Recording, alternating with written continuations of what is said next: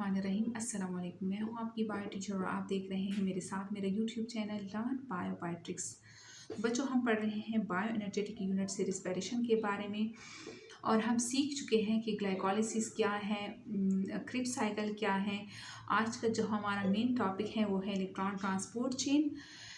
ये तीनों स्टेप्स जो है वो रिस्पिरेशन में आते हैं। रिस्पिरेशन के स्टेप्स हैं जो कि एरोबिक रिस्पिरेशन में होते हैं, यानी जो एरोबिक सेल्स होते हैं जिसको ऑक्सीजन की ज़रूरत होती है, उनमें ये तीनों स्टेप्स होते हैं।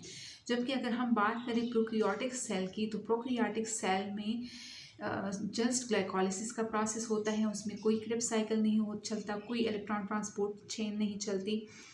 सपोज़ ये हम एक सेल ले रहे हैं, ये लिया हमने एक सेल और ये सेल का साइटोप्लाज्म है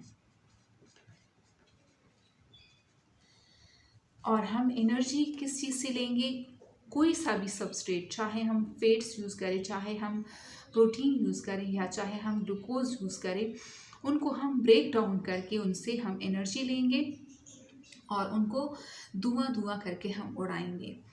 अब क्या क्या होता है साइटोप्लाज्म में? साइटोप्लाज्म में हम अक्सर बात करते हैं ग्लूकोज की। ग्लूकोज 6 कार्बन कंपाउंड होता है, उनको हम ब्रेक डाउन करेंगे स्टेप बाय स्टेप और उनसे हम बनाएंगे 2-पायरोवेट।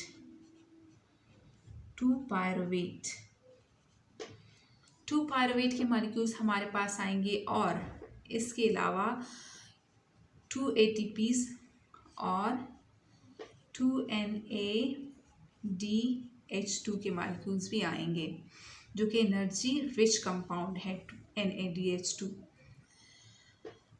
अब इस प्रोसेस में और भी बहुत सारे स्टेप्स होते हैं और एक ग्लूकोज का मॉलिक्यूल ब्रेक डाउन होके दो मॉलिक्यूल ऑफ पायरुवेट बनता है, यानी 3-3 कार्बन के 2 मॉलिक्यूल बनते हैं 3-3 कार्बन के।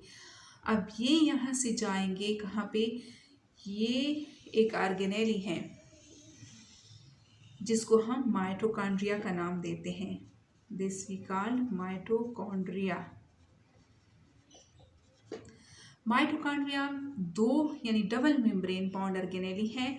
इसको बोला जाता है outer membrane.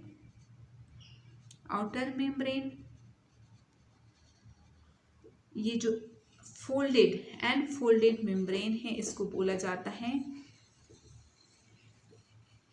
This we called inner membrane.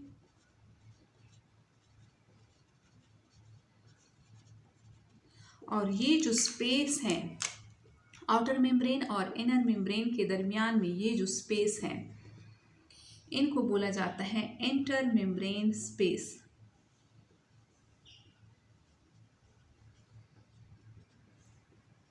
और ये जो सेंटर में जो पार्ट है इसको बोला जाता है मैट्रिक्स। मैट्रिक्स में क्रिब्स साइकिल चलता है। पिछले लेक्चर्स में मैं पढ़ा चुकी हूँ क्रिब्स साइकिल। अब यहाँ से जो साइटोप्लाज्म में ग्लूकोज के मॉलिक्यूल से पायरुवेट बना, ये पायरुवेट अगर एरोबिक रिस्पिरेशन हो रही है तो ये पायरुवेट जाएगा माइटोकॉन्ड्रिया में। माइटोकॉन्ड्रिया में मैट्रिक्स में जाके यहाँ पे एक लिंक्ड स्टेप होता है, जहाँ से क्या बनेगा, जहाँ से ये आएगा लिंक्ड, जिसे हम लिंक्ड स्टेप बोलते हैं। यहाँ से कार्बन डाइऑक्साइड रिलीज हो जाएगा, 2 कार्बन डाइऑक्साइड, क्योंकि यहाँ पे 2 पायरुवेट के मॉलिक्यूल हैं, 2 कार्बन डाइऑक्साइड रिलीज हो जाएंगे और 2 NADH2 के मॉलिक्यूल भी रिलीज हो जाएंगे। अब ये जहाँ से ये जो प्रोडक्ट बनेगा यहाँ से, उसे हम क्या बोलेंगे? Acetyl CoA। अब ये एसिटाइल CoA जाएगा क्रिब्स साइकिल के अंदर। क्रिब्स साइकिल के अंदर जाके ये क्या बना लेगा? NADH2 के कितने मॉलिक्यूल? 6 मॉलिक्यूल। और इसी तरह 2 मॉलिक्यूल हमारे पास FADH2 के भी बनेंगे और 2 हमारे पास सबस्ट्रेट लेवल ATP के मॉलिक्यूल भी बनेंगे। एक ग्लूकोज के मॉलिक्यूल से। ठीक है, एक ग्लूकोज के मॉलिक्यूल से 2 पायरुवेट बनेंगे। ये 2 पायरुवेट जाएंगे माइटोकॉन्ड्रिया के अंदर और यहाँ से लिंक्ड स्टेप में 2 NADH2 बनेगा। फिर लिंक्ड स्टेप के बाद क्रिप्स साइकिल में 6 NADH2 बनेंगे 2 पायरुवेट से, 2 FADH2 बनेंगे और 2 ATP सब्सट्रेट लेवल फास्फोराइलेशन के बनेंगे हमारे पास। अब ये जो यहाँ पे NADH2 बना है ग्लाइकोलाइसिस के प्रोसेस में यानी साइटोप्लाज्म में, ये NADH2 भी जाएंगे इस मेम्ब्रेन में जिसे हम इनर मेम्ब्रेन बोलते हैं। ये NADH2 भी जो क्रिप्स साइकिल में बने हैं 6, ये भी इधर जाएंगे और ये जो FADH2 बने हैं क्रिप्स साइकिल में, ये भी इधर जाएंगे इनर मेम्ब्रेन में। और ये जो लिंक स्टेप में बने हैं NADH2, ये भी इधर जाएंगे। ये सारे NADH2 और FADH2 जाएंगे इनर मेम्ब्रेन में। इनर मेम्ब्रेन क्या है, वहाँ पे कम्प्लेक्सेस लगे होते हैं, प्रोटीन्स लगे होते हैं। फिर यहाँ पे ये जाके क्या बनाएंगे, ATP। फिर इस ATP को सेल यूज़ करेगा। ठीक है, तो अब हम देखते हैं कि ये जो इलेक्ट्रॉन ट्रांसपोर्ट चेन है वो कहाँ पे होता है, वो इनर मेम्ब्रेन माइटोकॉन्ड्रिया के इनर मेम्ब्रेन में होता है जहाँ पे कम्प्लेक्सेस लगे होते हैं, यानी यहाँ पे ऐसे कम्प्लेक्सेस लगे होते हैं। रिच NADH2 जो एनर्जी के रिच कंपाउंड्स होते हैं FADH2 NADH2, इनको यूज़ करेंगे, इनसे ATP बनाएंगे। तो अब देखते हैं हम डिटेल से कि कैसे NADH2 FADH2 से ATP बनता है इलेक्ट्रॉन ट्रांसपोर्ट चेन में। और एक बात ये कि यहाँ पे जो ये ग्लूकोज हमने लिया है, यहाँ पे एक ग्लूकोज से जब ग्लूकोज एंटर करेगा लिंक्ड स्टेप में यानी माइटोकॉन्ड्रिया में, तो 2 कार्बन डाइऑक्साइड यहाँ पे रिलीज होंगे लिंक्ड स्टेप में और 4 कार्बन डाइऑक्साइड जो हैं वो क्रिप्स साइकिल में रिलीज होंगे। तो ग्लूकोज में कितने कार्बन्स होते हैं, ग्लूकोज में 6 कार्बन होते हैं। तो 4 + 2 = 6, यानी हमने 6 कार्बन को कार्बन डाइऑक्साइड की फॉर्म में उड़ा दिया। अब देखते हैं कि ATP हम कैसे बनाएंगे। सपोज ये मैं ले रही हूँ mitochondria. This is the outer membrane of mitochondria, this is the inter membrane space, और ये मैं बना रही हूँ इनर मेम्ब्रेन। लिख लेती हूँ, this is outer membrane mitochondria के ही है। This is inter membrane space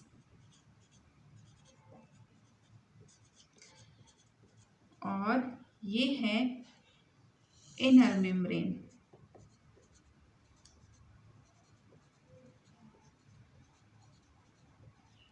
और ये है मैट्रिक्स जहाँ पे क्रिप्स साइकिल चलता है। यहाँ पे जो क्रिप्स साइकिल चलता है, ये मैं बना रही हूँ Krebs cycle. This we call Krebs cycle.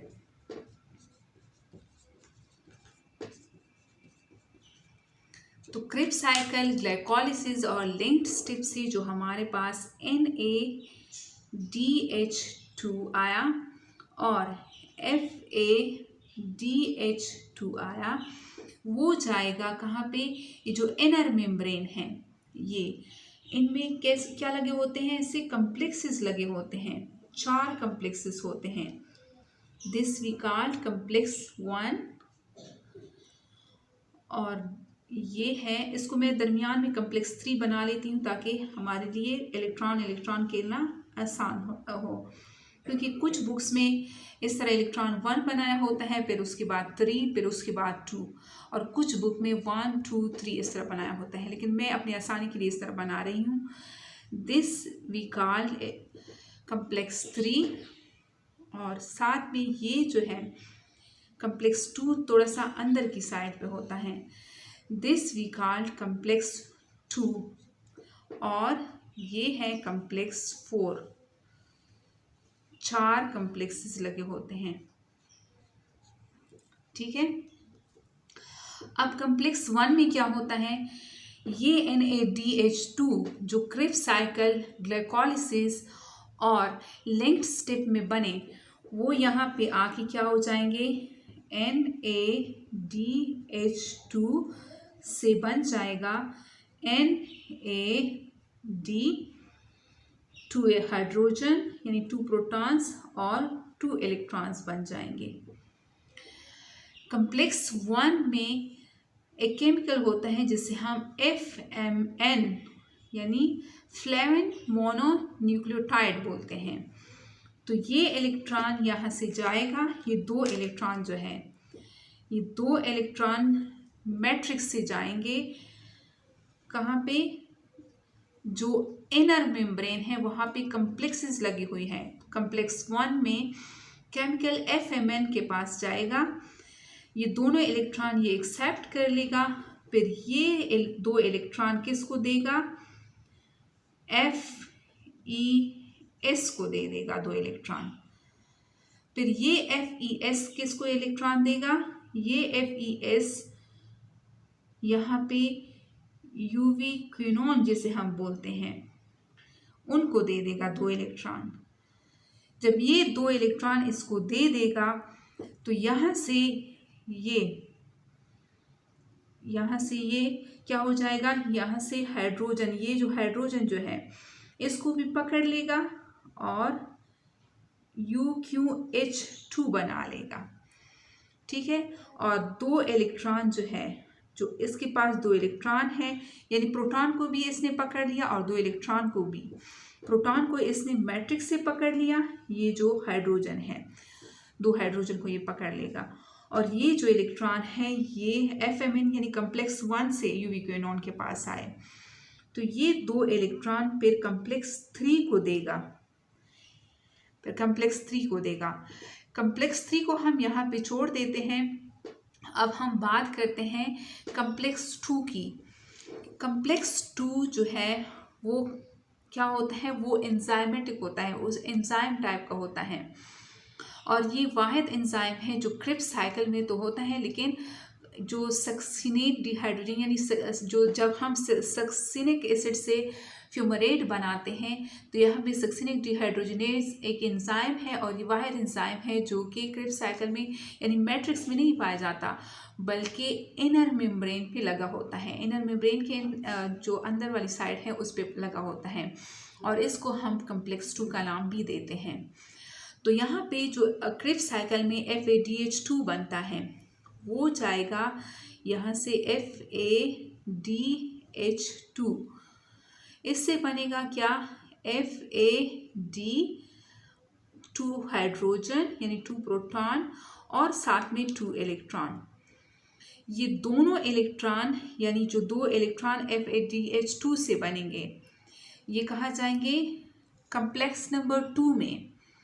Complex number 2 में क्या होता है, जो कॉम्प्लेक्स नंबर 1 है उसमें FMN होता है, लेकिन यहाँ पे कोई FMN नहीं होता, डायरेक्ट FES होता है, तो ये अपने दोनों इलेक्ट्रॉन FES को दे देता है।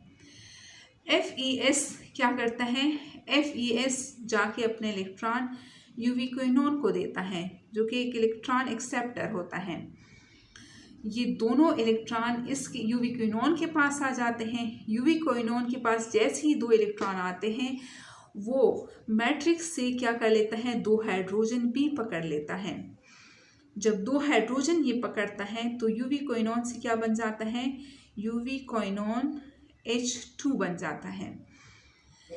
UV क्विनोन से जब UQH2 बनता है और क्या कर लेता है, ये जो इसने 2 इलेक्ट्रॉन UV क्विनोन को दिए और यही UV क्विनोन जो है ये फिर 2 इलेक्ट्रॉन जो है वो कहाँ पे देगा, कॉम्प्लेक्स 3 में।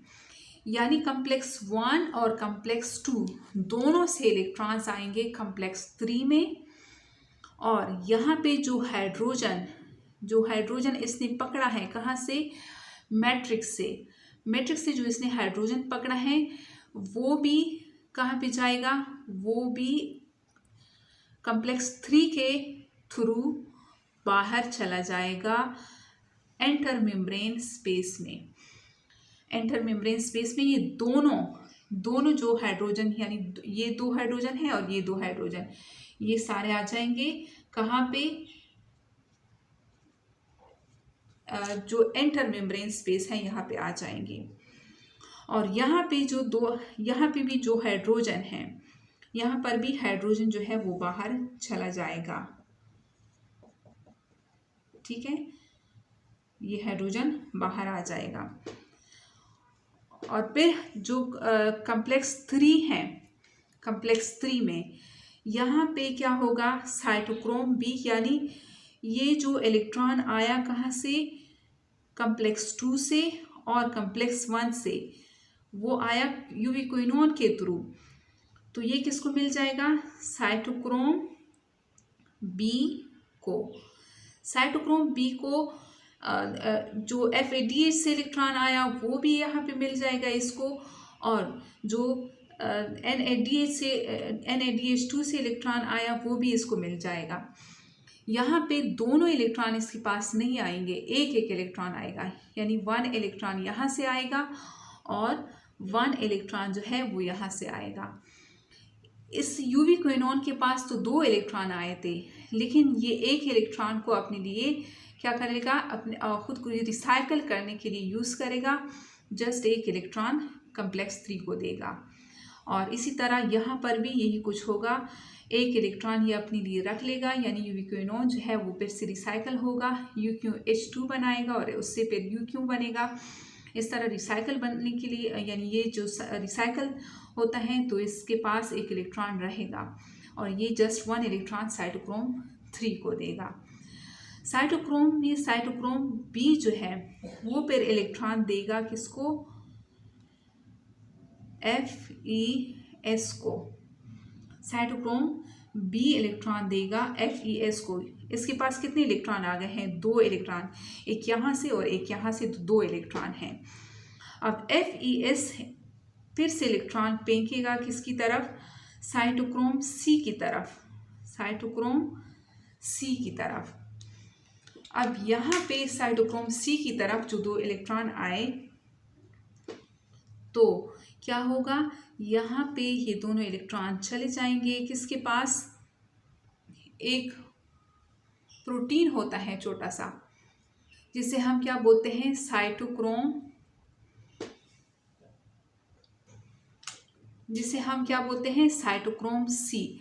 ये साइटोक्रोम C1 है और ये 2 इलेक्ट्रॉन कहाँ गए, साइटोक्रोम सी के पास। ठीक है, ये साइटोक्रोम सी को हम क्या बोलते हैं, साइटोक्रोम सी को हम बोलते हैं कि ये मोबाइल कैरियर प्रोटीन है, यानी ये मूव करता है।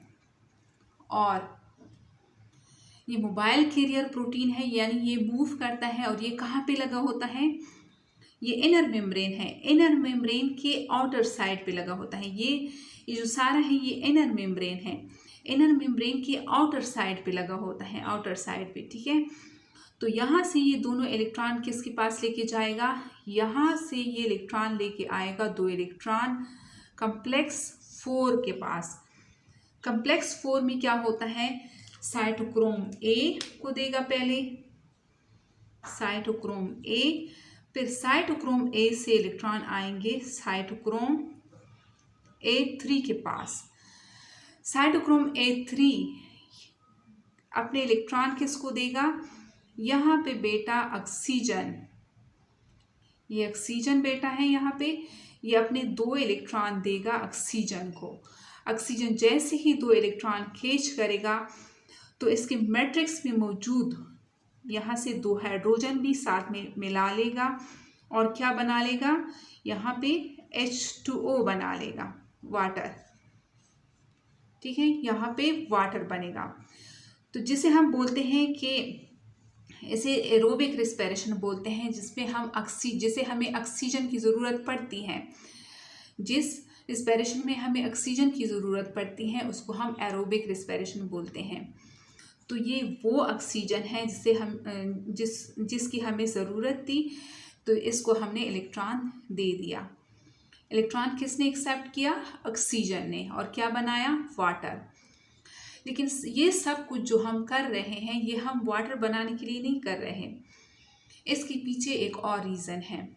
अब यहाँ से जो हाइड्रोजन निकलेंगे, यहाँ से भी जो साइटोक्रोम ए से साइटोक्रोम A3 के पास इलेक्ट्रॉन आएगा तो इसकी एनर्जी लूज होगी, और इसी तरह यहाँ से भी हाइड्रोजन जो है निकलेंगे। और यहाँ से मैट्रिक्स से जो हाइड्रोजन निकलेंगे इनर मेम्ब्रेन स्पेस में, तो एक ग्रेडियंट सा बन जाता है, ग्रेडियंट सा बन जाता है। और जो यानी यहाँ पे जो इनर मेम्ब्रेन स्पेस है, वह जो एंटर मेम्ब्रेन स्पेस है, सॉरी, जो एंटर मेम्ब्रेन स्पेस है वहाँ पे हाइड्रोजन की मिकदार ज़्यादा हो जाती है। जब हाइड्रोजन की मिकदार वहाँ पे ज़्यादा हो जाती है तो वो मचलते हैं कि हम कैसे अंदर आएँ। तो उसको रास्ता देने के लिए यहाँ पे एक प्रोटीन होता है जिसे हम F1 या F0 पार्टिकल बोलते हैं। यहाँ पे मैं बना लेती हूँ इसको थोड़ा सा मिटा के। ये जो प्रोटीन है से लगा होता है जिसे हम F0, इस पोर्शन को F0 और इसको F1 बोलते हैं। अब यहाँ से जो हाइड्रोजन की मिकदार बहुत ज़्यादा हो गई है एंटर मेम्ब्रेन स्पेस में, तो वो ऐसे प्रेशर से आएंगे। जब प्रेशर से आएंगे यहाँ पे, तो यहाँ पे ATP सिंथेज एक एंजाइम होता है इस पार्टिकल में, जो इस एनर्जी को यूज़ करके क्या बनाएगा, इस मैट्रिक्स में मौजूद ADP फास्फेट गेन करके क्या बना लेंगे, ATP। तो इस तरह हमारे पास ग्लूकोज से क्या बनता है, ATP और वाटर, और साथ में कार्बन डाइऑक्साइड भी इवॉल्व होता है, जो मैं बता चुकी हूँ कि कितने कार्बन डाइऑक्साइड यानी कार्बन डाइऑक्साइड के मॉलिक्यूल हमने उड़ा दिए। इसको क्या बोला जाता है, ATP सिंथेज। ये एंजाइम है जो कि हाइड्रोजन यानी प्रोटॉन की एनर्जी को यूज़ करके, जो यहाँ से प्रोटॉन ज़ोर से आएंगे, जैसे डैम का पानी होता है, वो जब एंटर कर जाता है उसके अंदर तो एनर्जी बनती है। यानी टरबाइन भी जब हम वो करते हैं, टरबाइन चलाते हैं तो उससे हम बिजली बनाते हैं। तो इस तरह ये हाइड्रोजन जब हम इसको छोड़ देते हैं यहाँ पे, तो ADP से क्या बनेगा, ATP से जो फास्फेट है वो इसके साथ ऐड हो जाएगा और हमारे पास ATP के मॉलिक्यूल्स बनेंगे। ATP क्या है, एनर्जी है। इसी तरह और ये जो हाइड्रोजन जोर से आते हैं, जो ग्रेडियंट बनता है और फिर इस मॉलिक्यूल के थ्रू अंदर आते हैं, इसको कीमियोस्मोटिक हाइपोथेसिस बोला जाता है या कीमियोस्मोटिक ATP सिंथेज बोला जाता है। अब ये जो हमारे पास ATPs बने वो किस वजह से बने, वो NADH2 और FADH2 की वजह से बने। तो इसको हम ऑक्सीडेटिव फास्फोराइलेशन बोलेंगे, यानी इलेक्ट्रॉन की एनर्जी को यूज़ करके ADP के साथ फास्फेट मिला दिया और उससे ATP हमने बना लिया। जबकि सबस्ट्रेट लेवल फास्फोराइलेशन क्या है, उसमें हम सबस्ट्रेट को ब्रेक डाउन करके उससे फास्फेट निकालते हैं, फिर वो ADP के साथ ऐड करके ATP बनाते हैं। और एक ग्लूकोज से 38 ATPs बनेंगे। 38 ATPs कहीं बुक पे 36 लिखा होता है और कहीं 38 लिखा होता है। 36 तब लिखा होता है जो कहते हैं कि कुछ उसमें जब लिंक्ड होते हैं यानी लिंक्ड स्टेप होता है तो उसमें 2 ATPs यूज़ होते हैं। यानी पायरुवेट जब माइटोकॉन्ड्रिया में जाता है तो वो एक्टिव ट्रांसपोर्ट के थ्रू जाता है, तो वहाँ पे 2 ATP यूज़ हो जाते हैं, तो उसको माइनस करके 36 लिखते हैं। और इस ATP को सेल फंक्शन के लिए, अपने फंक्शन के लिए इस्तेमाल करता है। अब हम देखते हैं कि अच्छा इसके नाम भी हैं, कम्प्लेक्स के अपने नाम हैं। फर्स्ट कम्प्लेक्स 1 को इस यहाँ पे मैं लिख लेती हूँ। कम्प्लेक्स नंबर 1 को NADH2 डिहाइड्रोजनेज बोला जाता है। डिहाइड्रोजिनेज बोला जाता है। और 2 को क्या बोला जाता है? Succinate dehydrogenase. ये यहाँ पे मैं लिख लेती हूँ, सक्सिनेट डिहाइड्रोजिनेज। सक्सिनेट डिहाइड्रोजिनेज कहाँ पे है? जीनेस। जो क्रेब्स साइकिल हम पढ़ते हैं वो सक्सेनिक एसिड से जब हम फ्यूमरेट बनाते हैं तो वहाँ पे FADH2 बनता है, इसलिए उस की वजह से इसको सक्सेनेट डिहाइड्रोजिनेज का नाम दिया गया है, कम्प्लेक्स नंबर 2 को। और कम्प्लेक्स नंबर 3 को साइटोक्रोम रिडक्टेज भी बोला जाता है। इसके अलावा साइटोक्रोम BC1 कम्प्लेक्स भी बोला जाता है। साइटोक्रोम BC1 कम्प्लेक्स ये साइटोक्रोम 3, ये कम्प्लेक्स 3 को बोला जाता है। इसके अलावा साइटोक्रोम रिडक्टेज भी इसे बोला जाता है। और ये कम्प्लेक्स 4 जो है इसको हम साइटोक्रोम ऑक्सीडेज बोलते हैं। This we call cytochrome oxidase. तो ये चारों कम्प्लेक्स हैं जो कि इलेक्ट्रॉन खेलेंगे, यानी बॉल खेलेंगे और इलेक्ट्रॉन जाएगा ऑक्सीजन के पास और ऑक्सीजन बनाएगा वाटर, और इस तरह जो हाइड्रोजन जो है वो बाहर निकलते जाएंगे और उसके थ्रू फिर क्या बनेगा? वो इलेक्ट्रॉन एक कम्प्लेक्स होता है, एक ATP सिंथेस के थ्रू या F1 पार्टिकल F0 पार्टिकल के थ्रू हाइड्रोजन अंदर आएंगे और क्या बनाएंगे? ATP बनेगा। तो ये था आज का हमारा टॉपिक। उम्मीद करती हूँ आप लोगों को समझ में आ गया होगा। मिलते हैं नेक्स्ट लेक्चर में। अल्लाह हाफिज़।